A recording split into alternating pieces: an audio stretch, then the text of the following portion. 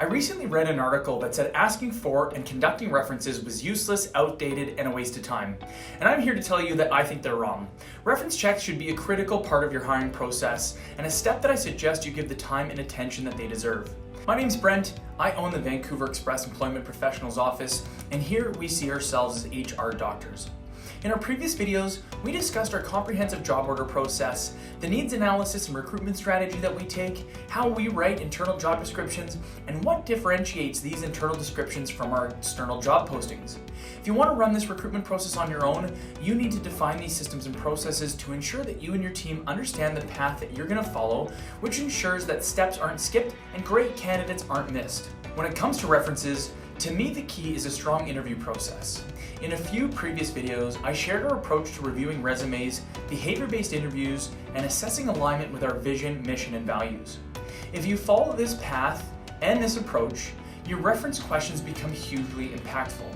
I also feel it's critically important for you to have a clear vision for your company and the position, in addition to having defined values and an understanding of what a culture fit is or culture add. With the above in mind, your goal through the interview process is to assess alignment and fit. Through this process, you'll likely identify standout positives or maybe the odd red flag. Of course, too many of these standouts will likely lead to rejection, so hopefully there are only a few, or just your spidey senses going off and tingling a little bit. You can then conduct really impactful reference checks using the same format that we described when reviewing a resume and conducting behavior-based interviews. In fact, your reference is like a mini interview of the person giving the reference. Start off by creating comfort in the process and putting the reference provider at ease. And be aware that most people don't want to do or say anything that could hurt someone else's chance of getting a job. You need to always keep in mind that non-fit, whatever the reason may be, is better to identify for both you and the candidate now versus after someone's been hired and trained. Now, just as you would in an interview, I feel it's important to share the details of the position and the role that the candidate is applying for and why you're calling to connect with that reference. I typically look to get reassurance on results. For example, if someone was a top performer, or they personally delivered a particular result, or they shared a certain accomplishment that creates alignment with your company, then you should look to confirm these strengths and ensure that there weren't any embellishments. You might also be concerned about someone who's jumped around in their career. I also feel the reason for leaving are far more important than the fact that someone has made changes. As such, if they have justified reasons for change, such as layoffs or glass ceilings, then you'd be well within your rights to inquire to verify the details that they've shared about their path. Confirming these details will help solidify or eliminate a candidate depending on the outcome. Another area to consider is your ranking and rating through your behavior-based interviews. Take a look at how you feel they would fit and align with your company, your culture, your vision, and use similar behavior-based questions in your references. An example would be where drive is a critical value.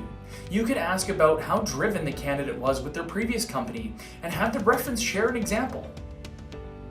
The key with references, in my opinion, is that you should only do them if you're truly going to ask impactful questions.